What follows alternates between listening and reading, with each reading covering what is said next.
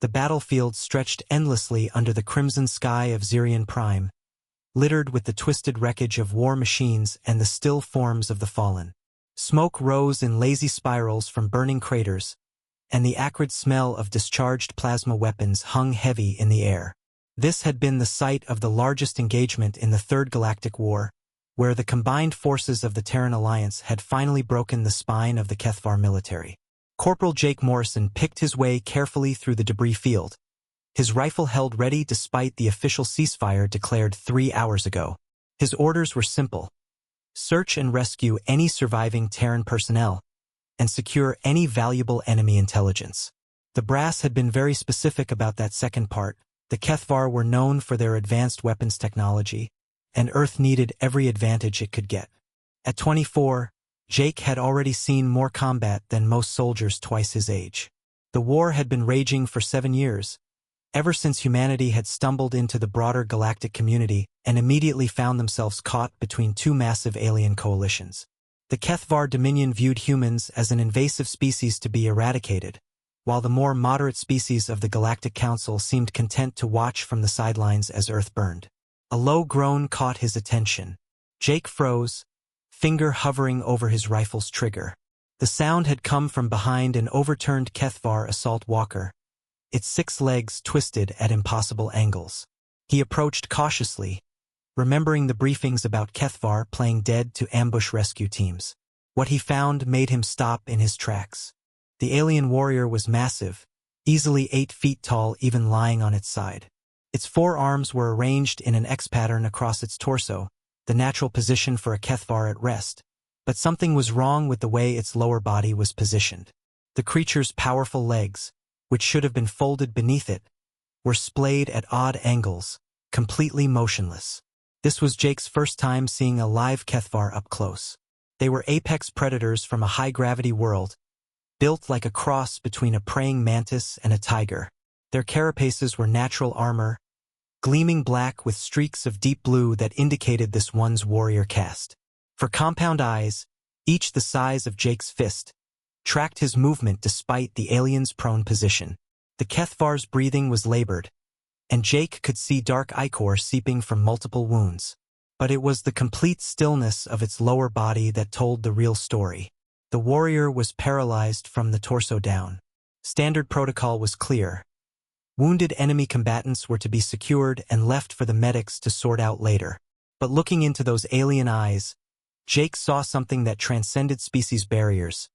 Pain, yes, but also a profound dignity in the face of helplessness.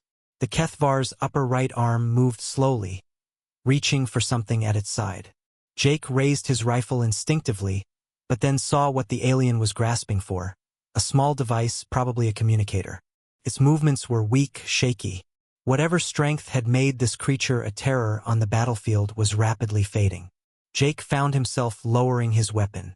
"Easy there, big guy," he said, though he knew the alien couldn't understand Terran standard.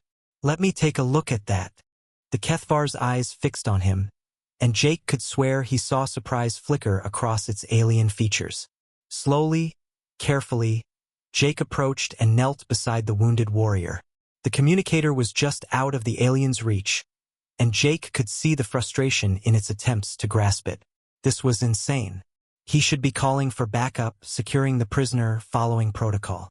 Instead, Jake found himself reaching for the device and placing it within the Kethvar's grasp. The alien's 4 eyes studied him intensely before it activated the communicator. A series of clicks and harmonic tones emerged from the device, Kethvar language. Jake didn't understand the words, but the tone was unmistakable. The warrior was calling for help that would never come. Its forces had been routed, scattered to the solar winds. After several minutes of futile attempts, the Kethvar let the communicator fall from its weakened grip. Its head settled back against the blood-stained ground, and Jake saw something he'd never expected to witness.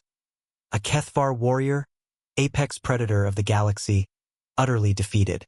Jake glanced around the battlefield. No other soldiers were in sight, and his radio had been crackling with static for the last hour. The electromagnetic interference from all the destroyed equipment would make communication difficult for hours yet. He looked back at the alien. In the tactical briefings, they'd always been described as monsters, killing machines without conscience or mercy. But lying there broken and alone, it just looked mortal. Jake made a decision that would change everything. "All right, partner," he said, slinging his rifle and breaking out his emergency medical kit. "Let's see what we can do about those wounds." The Kethvar warrior's 4 eyes tracked Jake's every movement as he opened his medical kit, compound lenses adjusting and readjusting like a camera trying to focus. Its breathing had grown more labored in the past few minutes, and the dark ichor pooling beneath its body was expanding. Jake had no idea if human medical supplies would work on Kethvar physiology, but bleeding out was bleeding out in any species. He started with the universal solution, pressure bandages on the worst wounds. The alien flinched when Jake first touched its carapace, muscles tensing as if preparing for an attack. But when Jake's hands moved with practiced medical precision rather than violence, the warrior gradually relaxed. Or maybe it was just getting weaker. "This might sting a bit," Jake muttered, applying a coagulant foam to a nasty gash along the alien's side.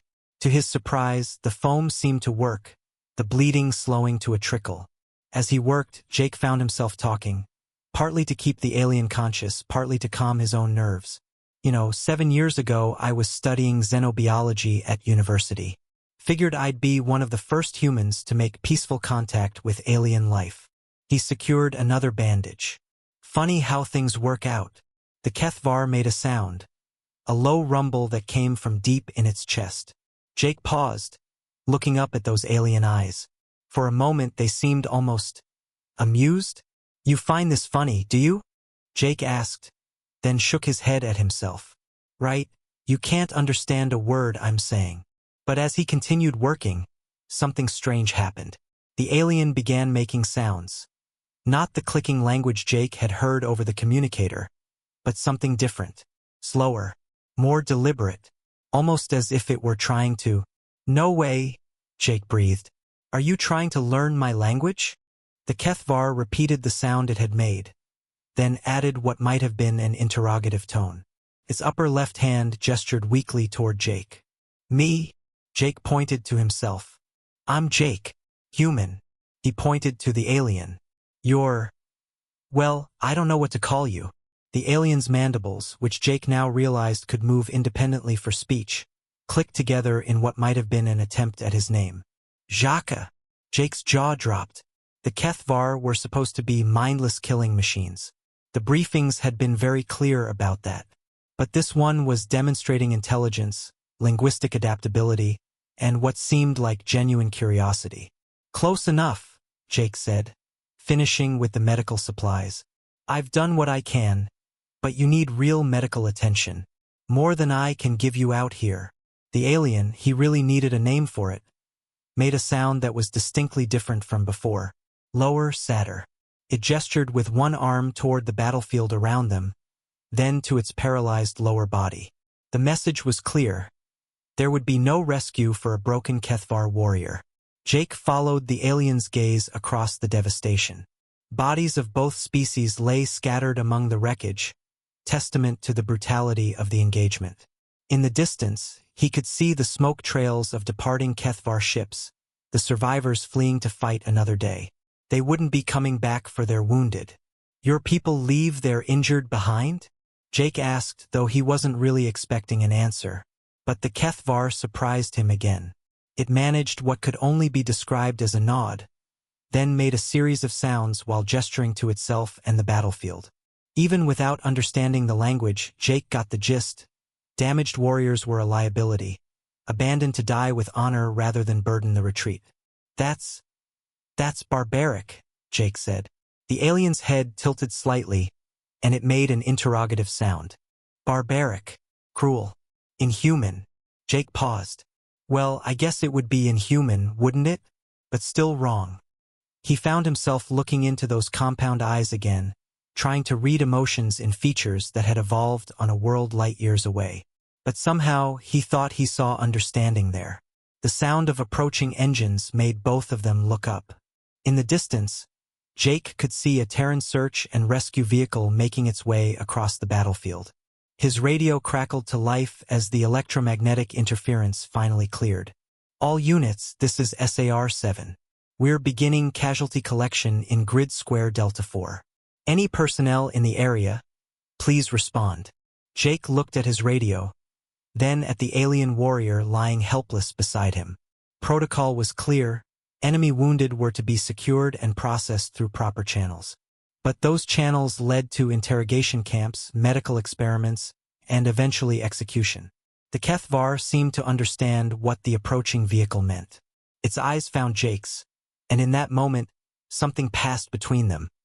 An understanding that transcended species, language, and the brutal logic of war. Jake keyed his radio. SAR-7, this is Corporal Morrison. I'm in your grid square with a wounded friendly. Request immediate medical evacuation. Copy that, Morrison. What's the nature of the injuries? Jake looked at the alien warrior, who was watching him with what he could only interpret as surprise and growing hope. Spinal trauma, multiple lacerations, possible internal bleeding. Patient is conscious but unable to move lower extremities. Roger. We'll have you extracted in 10 minutes. Hang tight. As the vehicle drew closer, Jake began stripping identification markers from the alien's armor. Anything that would immediately identify it as Kethvar. The warrior didn't resist, seeming to understand what Jake was doing. This is either going to save both our lives, Jake murmured, or get us both killed. The alien made that rumbling sound again, and somehow Jake was certain it was laughing. The SAR vehicle's engines whined as it settled onto the cratered ground 30 meters away. Jake had used those 10 minutes well, stripping away the most obviously alien elements from the wounded warrior's appearance and covering the distinctive carapace with emergency blankets. From a distance, and with the alien lying still, it might just pass for a tall human in experimental armor. Stay quiet and don't move, Jake whispered to his unlikely patient. I know you can't understand all the words, but you get the idea, right? The Kethvar's compound eyes fixed on his, and it made the softest possible version of that rumbling sound. Acknowledgement, Jake hoped. Two medics approached with a stretcher, their faces showing the exhaustion that came with hours of retrieving the dead and wounded. Sergeant Chun, whom Jake recognized from the 3rd Medical Battalion, was leading. What VE we got, Morrison? Chun asked, not really looking at the figure under the blankets as he began setting up the stretcher. Found him under some debris, Jake said, amazed at how smoothly the lie came out. Took a hell of a hit. Can't feel anything below the waist.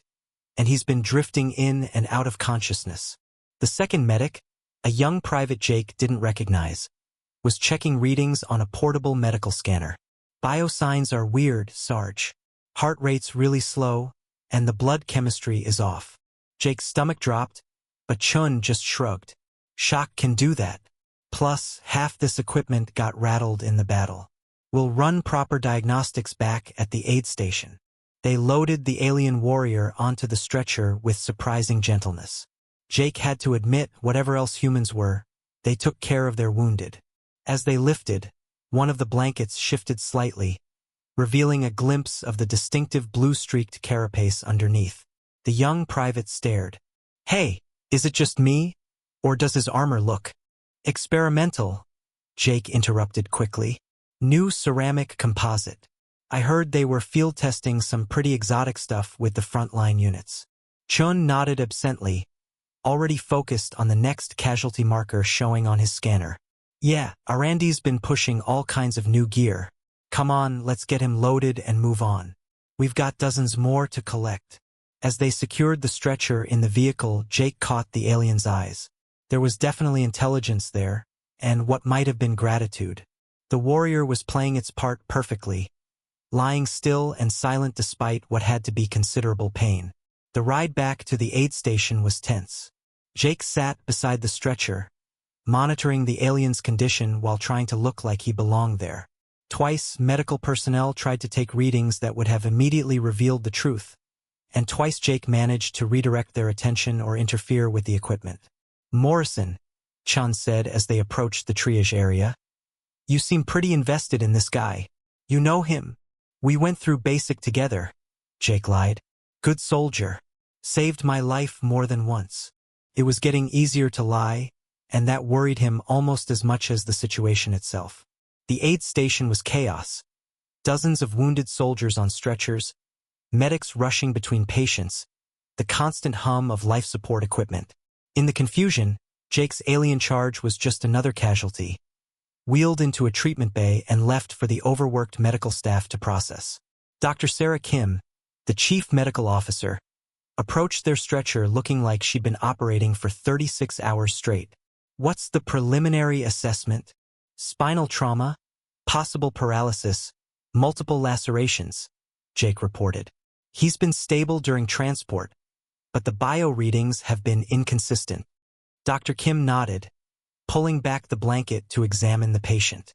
For a heart-stopping moment, Jake was certain she would immediately recognize what she was looking at. But exhaustion and the press of other casualties worked in their favor. She gave the alien only a cursory visual examination. "Get him to Bay 7 for a full workup," she ordered. "And someone find out why this soldier doesn't have proper ID tags." As they moved the stretcher, Jake noticed the alien's eyes tracking everything: the medical equipment, the layout of the facility, the positions of guards and exits. Even paralyzed and disguised, the warrior was gathering intelligence. The realization should have terrified Jake, but instead he found it oddly reassuring. His patient was still thinking, still fighting in his own way. Bay 7 was more private, with only one medical technician running preliminary scans. Jake positioned himself where he could interfere if necessary while trying to look like a concerned comrade. "Vitals are definitely abnormal," the tech muttered, adjusting his scanners. "Temperatures too low, cardiac rhythms all wrong. And look at this blood work. I've never seen chemistry like this." Jake's mind raced. Could be shock, like the sergeant said. Plus, there were a lot of exotic weapons on that battlefield. Maybe some kind of chemical exposure? The tech paused, considering. "Yeah, that's possible. Some of those Kethvar plasma weapons are rumored to have biological components. Might have scrambled his system pretty good." On the stretcher, the alien warrior made the faintest possible sound, barely audible, but Jake caught it. If he didn't know better, he'd swear the creature was amused by the irony. "I'll note possible chemical exposure and recommend a full decontamination protocol," the tech said, making entries on his tablet. "In the meantime, let's get him stable and comfortable. The neural damage assessment will have to wait until we can get him to a proper medical facility." As the technician worked, Jake found himself wondering what the hell he thought he was doing. He'd committed treason by any definition, harboring an enemy combatant and actively deceiving military medical personnel. If discovered, he'd face court-martial, probably execution. But looking at the alien warrior lying there, trusting Jake with its life despite being natural enemies, he couldn't bring himself to regret the decision. There was something fundamentally wrong with a war that labeled feeling beings as monsters simply because they were different. The alien's upper right hand moved slightly, just enough to catch Jake's attention. Very carefully, it extended what might have been a finger toward Jake, then touched its own chest. The gesture was unmistakable. A greeting, a sign of respect, perhaps even friendship. Jake glanced around to make sure they weren't being observed, then briefly touched the alien's extended digit with his own finger. "I don't know how this is going to end," he whispered. "But we're in it together now." The compound eyes seemed to gleam with understanding, and Jake could have sworn he saw the alien warrior smile, or at least, do whatever Kethvar did instead of smiling. Outside the medical bay, he could hear Dr. Kim discussing patient transfers with the transport coordinators. Soon, his unlikely patient would be moved to a larger medical facility for extensive treatment. Jake had maybe 6 hours to figure out what came next. 6 hours to decide whether he was going to continue this insane deception, or turn in the alien and face the consequences of what he'd already done. Looking into those intelligent compound eyes, Jake realized he'd already made his choice. The medical transport to Kepler Station took 4 hours, during which Jake maintained his vigil beside the alien warrior's stretcher. He'd volunteered to escort his wounded comrade, and in the chaos of post-battle operations, no one had questioned a soldier's loyalty to his unit mate. The alien, Jake had started thinking of him as Kreeth, after hearing him attempt his own name, had remained perfectly still throughout the journey, playing the role of an unconscious human patient. Kepler Station was the Terran Alliance's primary medical facility in the sector, a massive orbital platform with some of the most advanced xenobiology labs in human space. If anyone was going to see through their deception, it would be here. Dr. Amanda Cross met them at the docking bay, her reputation preceding her. She was the Alliance's leading expert on alien physiology, having studied captured Kethvar remains for years. Jake's blood ran cold as she approached their stretcher. "Corporal Morrison? I'm Dr. Cross. I understand you've been with this patient since his recovery?" "Yes, ma'am. We served together. I was hoping to stay with him during treatment." Dr. Cross studied Jake with sharp eyes. "That's unusual, but given the circumstances, very well. Follow me to examination room 12. As they moved through the pristine corridors of the medical section, Jake noticed Kreitha's eyes taking in every detail. The alien was memorizing the layout, guard positions, security protocols. It struck Jake that he was essentially giving a Kethvar warrior a guided tour of one of humanity's most sensitive facilities. The examination room was state-of-the-art, filled with scanning equipment that would reveal every secret Kreitha's body held. Jake watched as Dr. Cross activated the preliminary scans, knowing that in moments, everything would be exposed. "Fascinating," Dr. Cross murmured, studying the readouts. "These biological markers are completely unprecedented for human physiology." Jake's heart hammered against his ribs. This was it. In seconds, security would be called, and he'd be arrested for treason. Instead, Dr. Cross leaned closer to the displays. "Corporal, are you certain about this soldier's medical history? These readings suggest massive cellular modification, far beyond anything in our current enhancement programs." Enhancement programs. Jake seized on the lifeline. "He was part of a classified project, ma'am. I don't know the details, but there were rumors about experimental augmentations." "Ah!" Dr. Cross's expression shifted to understanding. That would explain the anomalous readings. Black projects often push the boundaries of human modification. She turned to Jake. "I'll need to run some specialized tests. This may take several hours." As Dr. Cross worked, Jake found himself in the surreal position of watching a human scientist unknowingly examine a Kethvar warrior while theorizing about human enhancement technology. Kreith remained motionless throughout, but Jake caught the occasional flicker in those compound eyes that suggested the alien was absorbing every word. "Remarkable bone density," Dr. Cross commented. "And these neural pathways in the spine, I've never seen anything like them. The spinal cord isn't severed, as I initially thought. It's been reorganized somehow." She continued her examination, making notes and adjusting equipment settings. Jake realized that Dr. Cross's expertise in Kethvar physiology was actually working against recognition. She was so focused on the differences from normal human biology that she wasn't seeing the similarities to Kethvar anatomy. "Doctor," Jake ventured, "is there any chance of recovery? For his paralysis, I mean." Dr. Cross paused in her work. "Actually, that's what's so interesting. The neural damage isn't as severe as we initially thought. With the right treatment, there might be a possibility of partial restoration of function." She looked at Jake. "Your friend might walk again." On the examination table, Kreith made the faintest possible sound. Hope. Hours passed as Dr. Cross ran test after test, each one revealing new anomalies that she attributed to experimental human enhancement. Jake began to relax slightly. Their deception was holding.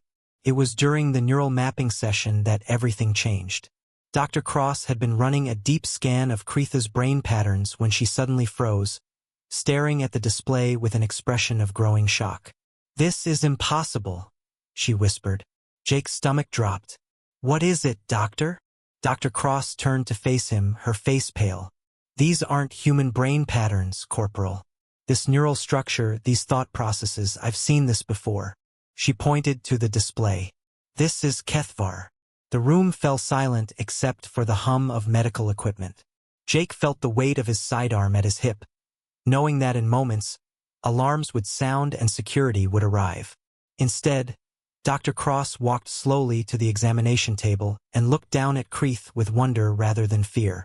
You can understand me, can't you? She said softly. Kreitha's compound eyes focused on her, and very slowly, he nodded. Dr. Cross looked at Jake. How long have you known? Jake swallowed hard. Since the battlefield.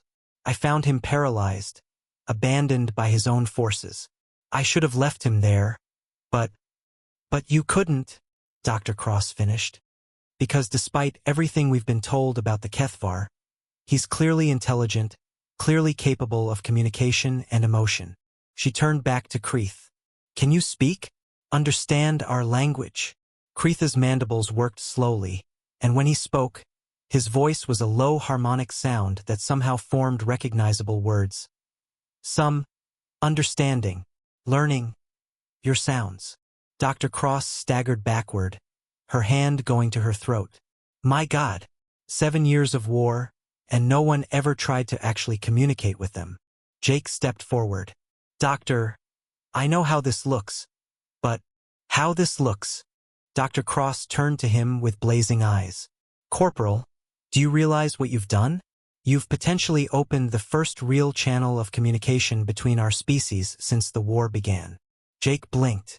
This wasn't the reaction he'd expected. Dr. Cross looked between them.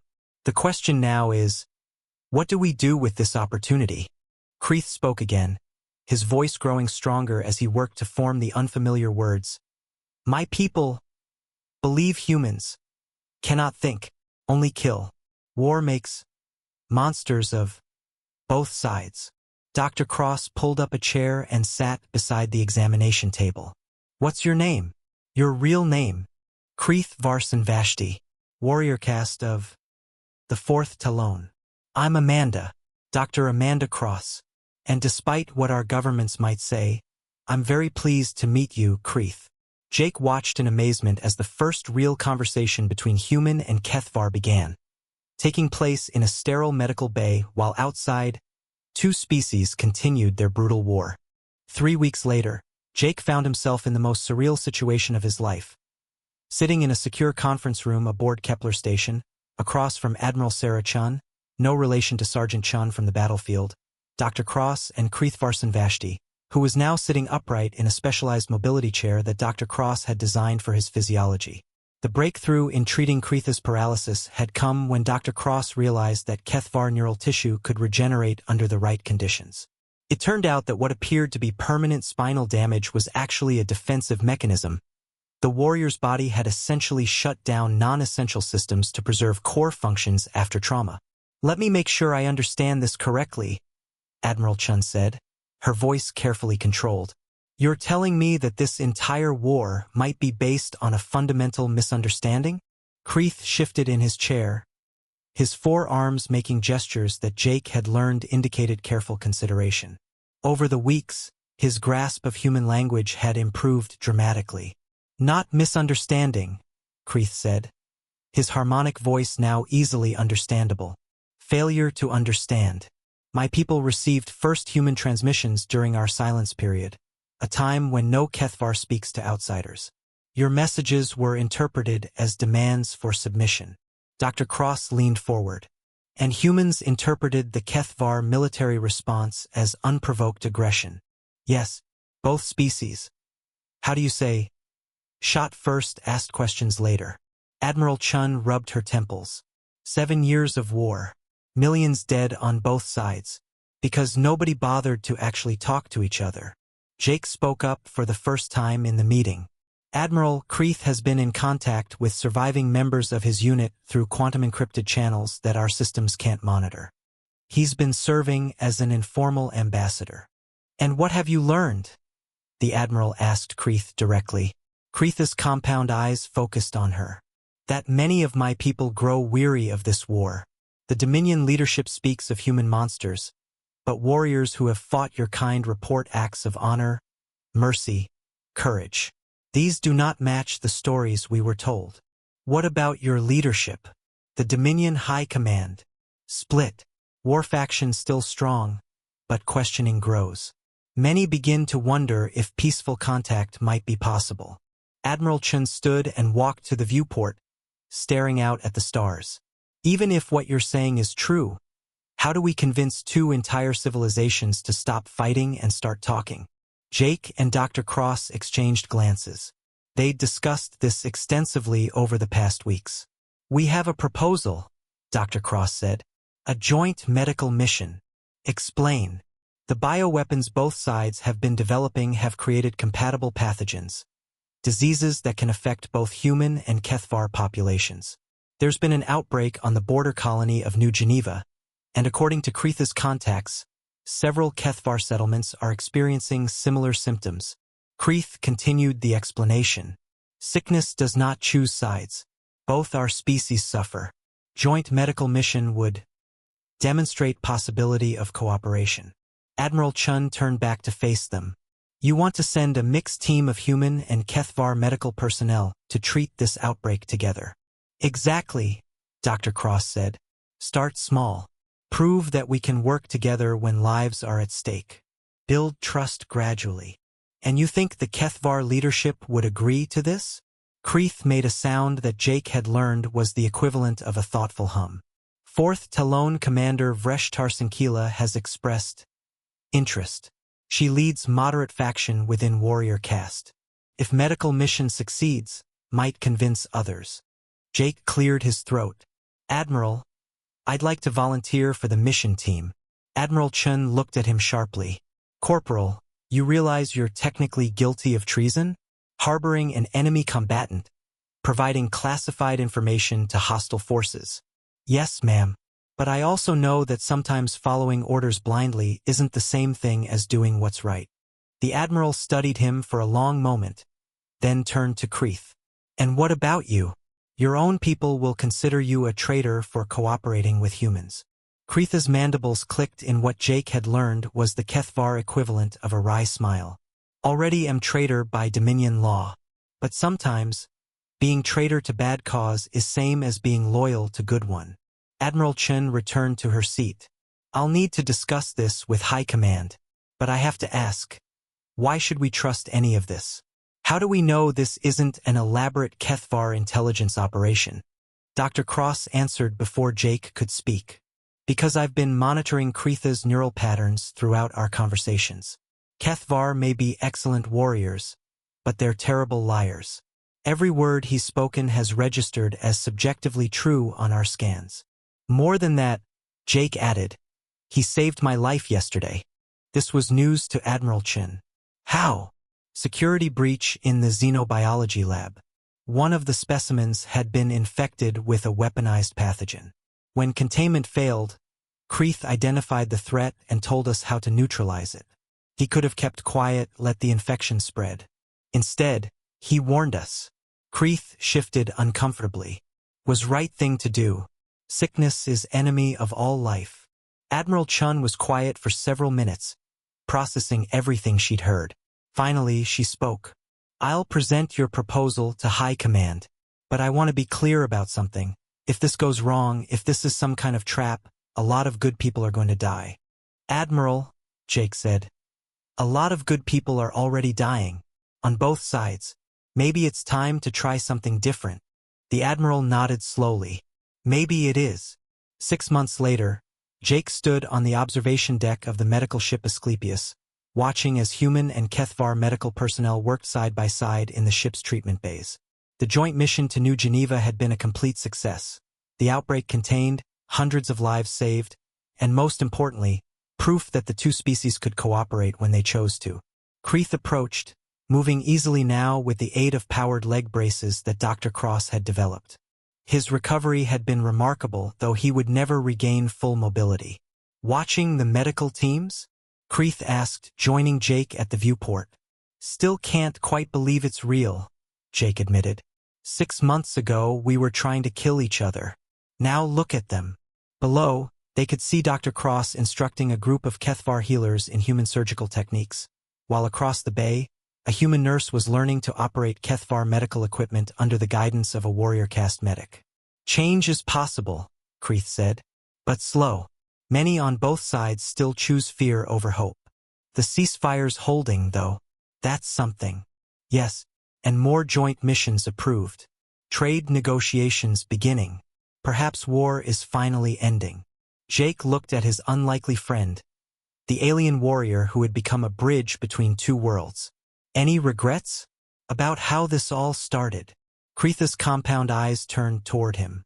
You mean, do I regret being paralyzed on battlefield, abandoned by my own kind, rescued by supposed enemy who became greatest ally? When you put it that way, no regrets, Jake Morrison. Sometimes best things come from worse circumstances. Sometimes enemies become family. Jake smiled, watching as a human child recovered from the plague under the careful attention of a Kethvar healer whose natural patience and gentle nature had made her invaluable in pediatric care. Yeah, he said. Sometimes they do. In the distance, both Earth and the Kethvar homeworld were visible as small points of light, no longer enemies preparing for mutual destruction, but neighbors learning to share the vast cosmos that belonged to all thinking beings. The war wasn't over, might not be over for years yet, but for the first time since humanity had reached for the stars, peace seemed possible.